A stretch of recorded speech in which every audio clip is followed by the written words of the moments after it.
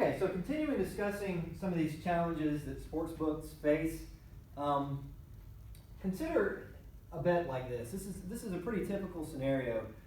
When a bet is first released, it will open for a game, that's going to happen on the 21st. It'll open maybe on the 19th.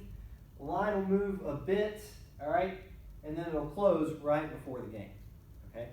So this is when it opens, and this is when it closes.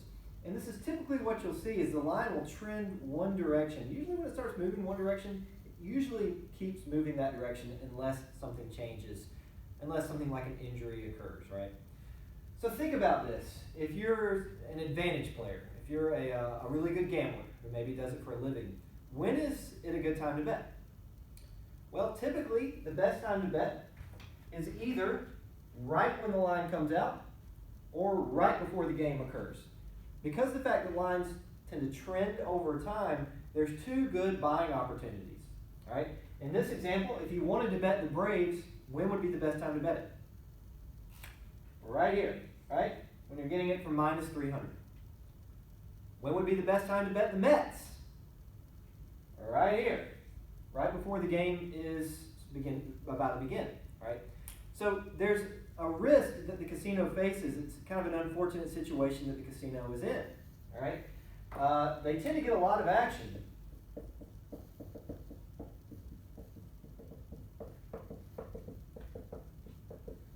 In two periods. That's right when the bet is released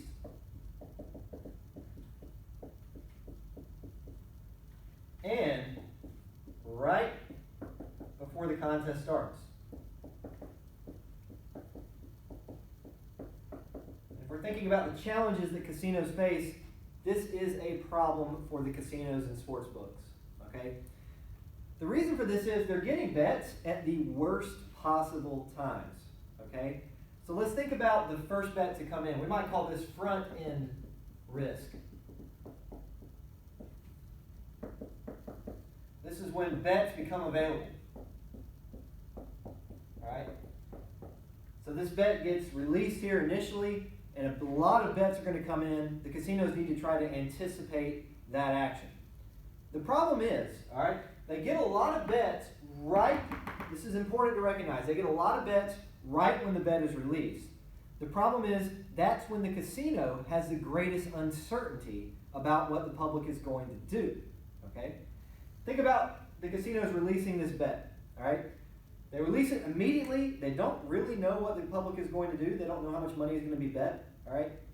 The 20th, they actually know a good bit about what the public believes, right? So if they release this and right away a bunch of people bet on the Braves, the casino can basically learn from that. But the problem is they get a lot of bets right at the beginning when they don't know what's happening, okay? It's the worst time for the casino to receive bets right when they release it because the casino doesn't know what the public is going to do yet, okay? So there's significant front-end risk in regards to setting lines. So what you'll see is a lot of casinos and sports books will wait a bit before they make their bets available. So if I'm running some small sports book, I might wait a bit and see what Caesars does and then allow my lines to be placed. So that usually means that a lot of the bigger, more successful companies will be the first to provide these bets to the public.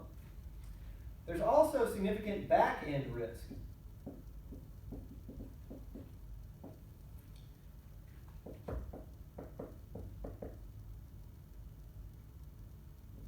And this is right before the bets close. Right before bets are no longer available. So if you kind of think about it here, over time, there's two periods, right? This is when the bet is first released, first becomes available, and this is when the bet closes. You're going to see a lot of action right here at the beginning, and then a ton of action right here at the end. And in fact, a significant chunk of money tends to get bet right before the game starts. There's a couple of reasons for that. One, you've got people trying to take advantage of line movements. And two, a lot of casual bettors, they don't even really think about a game until right before it starts, right? So you can imagine, right before the Super Bowl begins, people go to their computers and they make some bets, right? So a lot of money comes in. Is that a good thing or a bad thing for a casino? Well, it's a good thing that they're getting bets, but it's very, very bad timing, okay? The front end risk is the casinos don't know what the public is going to do, so it's sort of a risky time for the casino. But the back end risk is here, right? If a ton of money comes in on the Mets right here, right before the game starts, the casino has no way to adjust their lines because the game already started, right? If 30 seconds before the game starts, $20 million is bet on the Mets, the casinos have no way to balance the action at that point. So they're very exposed to that risky scenario right before the game starts. So there's no way to balance the action, right? We've talked about this in the past. Casinos like to balance the action to reduce risk, but the problem is there's no way to balance the action once the bets are closed, once the game has started. So casinos are very susceptible to risk right when they release the bets, because they don't know what the public is going to do yet. They don't have really any information on the public. And they're also very susceptible to risk right before the game starts, because they have no way to adjust their lines to balance the action at that point. Okay? So anticipating action is very tricky. A few more problems that the casinos face.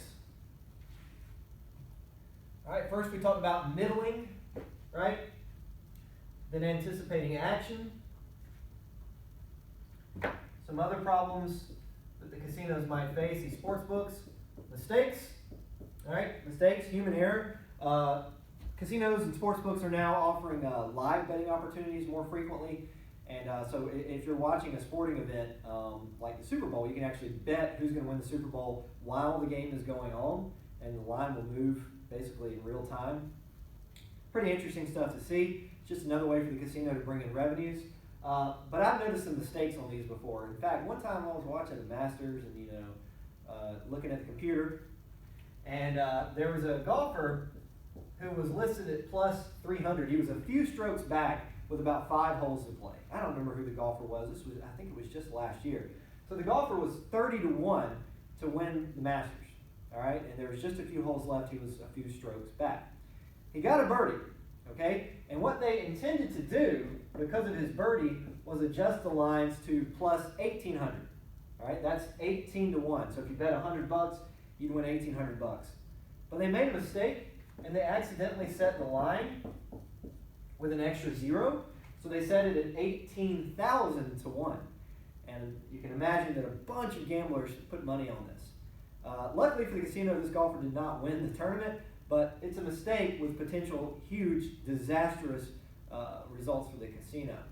I don't know what the sportsbook would have done here if this golfer had won. There's 2 possibilities. They could have paid out the players. That's probably what they would have done. It would have cost them a lot of money. Another possibility is they could have said, well, it was a mistake. Then you're going to piss a lot of people off and lose customers. So these mistakes, they do happen, and it's just something you have to accept as the cost of doing business at these sports books. Other challenges, obviously, regulatory uncertainty. If you're somebody, I know a lot of people do this. If you're somebody who's played sports gambled online, you've been using Bovada or something. Bovada is not a legally operating company. That company is not legalized or authorized to operate in the U.S. Sports gambling is illegal in Georgia. Certainly, operating a sports betting company like Bovada is illegal. So here's the deal: if you're running Bovada, you might be making a lot of profits, but at any moment you could get shut down. And it could be as crazy as what we saw for Absolute Poker. Some of those players, or some of the company executives, actually got arrested for operating an online poker site. So you face regulatory uncertainty, but it's not just the illegal companies that have to think about this. The legal ones do too. So for example, DraftKings, right, which we talked about for daily fantasy sports. In states where it's legal, they operate sports gambling as well. But the regulatory uncertainty is, what if the U.S. government suddenly said, you can gamble wherever you want, you can sports gamble with any company? Well, DraftKings is going to lose a lot of customers that will then move over to some of these currently illegally operating companies.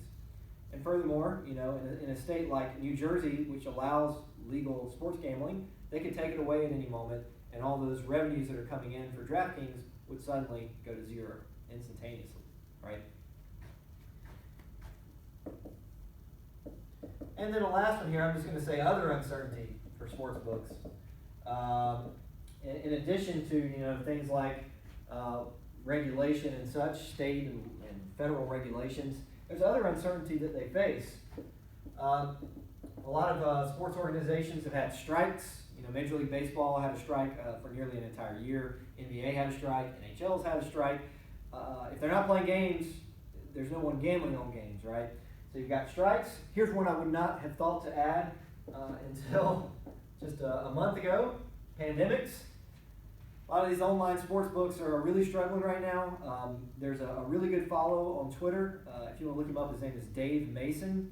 He's an executive at an online gambling company called betonline.ag. And he kind of will sometimes show behind the curtain a little bit about what's going on. And he's basically stated that revenues are really bad right now. And this company, BetOnline, is actually paying gamblers 20% bonus to not take their money out of the accounts. So if you've got money on BetOnline, you can withdraw it, right? You can withdraw it into Bitcoin. You can transfer it into your bank. They are paying customers a 20% bonus if they'll leave it in there for at least, I think, 3 or 4 months.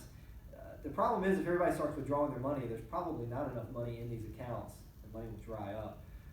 So without people having a reason to sports gamble, people are taking their money out of their accounts. So it's dangerous, right? It's a dangerous situation because it's not like operating an online casino. You can always offer online video poker or online slots, right? But the sports have to exist in order to offer gambling opportunities on them. So there's a lot of risks that sportsbooks face. And I point this out just because I think sometimes people think casinos always make profits, right? The casinos are always going to win. Well, in the long run, they should earn positive revenues from their gambling, but they also have a significant amount of cost and a significant amount of risk. And so it's not always profitable to operate a casino. And in fact, in recent years, casinos in general have not fared very well. Turns out that millennials and people younger than millennials don't really seem to like gambling as much as prior generations. And so companies like Caesars and MGM, look at their stock valuation. They've had a very rough few years. So it's not always easy for casinos and sportsbook to profit, even if the odds are in their favor.